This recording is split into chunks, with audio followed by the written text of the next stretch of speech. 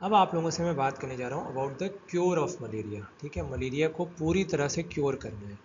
अब ये क्योर जो मलेरिया का होता है, this is basically of two types. ठीक, क्योर करना मलेरिया को, एक होता है क्लिनिकल, दूसरा होता है रेडिकल। सो क्लिनिकल क्योर मतलब जो फीवर, राइगर्स, फीवर, चिल्स, ये सब हैं clinical symptoms which are mainly due to the erythrocytic stage. ठीक है, एरिथ्रोसिटिक स्टेज की वजह से क्लिनिकल सिम्टम्स को हम क्योर कर देंगे। और दूसरा है जड़ से उखाड़ देना, उठा के रूट से, right from the root.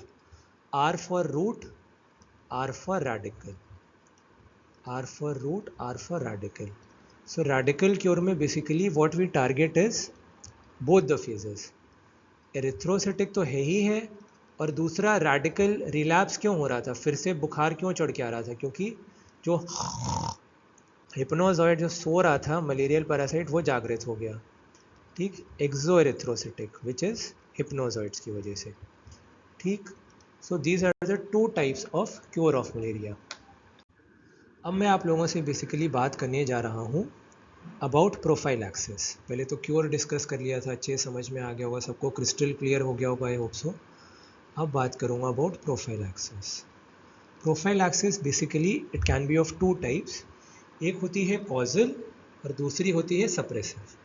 So causal prophylaxis में बेसिकली हम लोग क्या करते हैं कि हम कॉज को एलिमिनेट कर देंगे। ठीक है, कॉजल प्रोफाइलैक्सिस ऑब्वियसली कहाँ पर होगी, लिवर में ना। जब स्पोरोजाइट्स घुसे थे ब्लड से लिवर में गए तो लिवर में सीधा चले गए। सो अगर हम प्री एरिथ्रोसिटिक यानी कि लिवर वाली स्टेज को इनहिबिट कर देंगे तो ये हो जाएगा कॉजल प्रोफाइलैक्सिस। और दूसरा क्या होता है prophylaxis, that is called suppressive prophylaxis.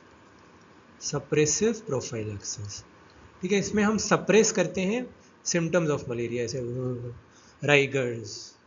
ठीक है, राइगर्स, फीवर, चिल, बहुत ज़्यादा कपकपी होना। ठीक है, तो फीवर, चिल्स और राइगर्स हो क्यों रहे थे, क्योंकि आरबीसी के अंदर जब मलेरियल पैरासाइट घुस गया तो बहुत ज़्यादा मल्टीप्लाई करके फट गया, उसके ब्लास्ट की वजह से सारे सिम्टम्स हो रहे थे। तो हम जस्ट बिफोर, मतलब एरिथ्रोसिटिक स्टेज जो थी, जब वो before the RBC ruptures, before RBC ruptures, ठीक, जो एरिथ्रोसिटिक स्टेज है आरबीसी के जस्ट फटने से पहले जो हम देंगे, that is the suppressive prophylaxis. मतलब एरिथ्रोसाइट के अंदर पैरासाइट है बट अभी ब्लास्ट नहीं हुआ है, तो हम कहते हैं रुक जाओ, थम जाए, बॉम्ब ब्लास्ट होने से रुक जाए, that is suppressive prophylaxis. Bye.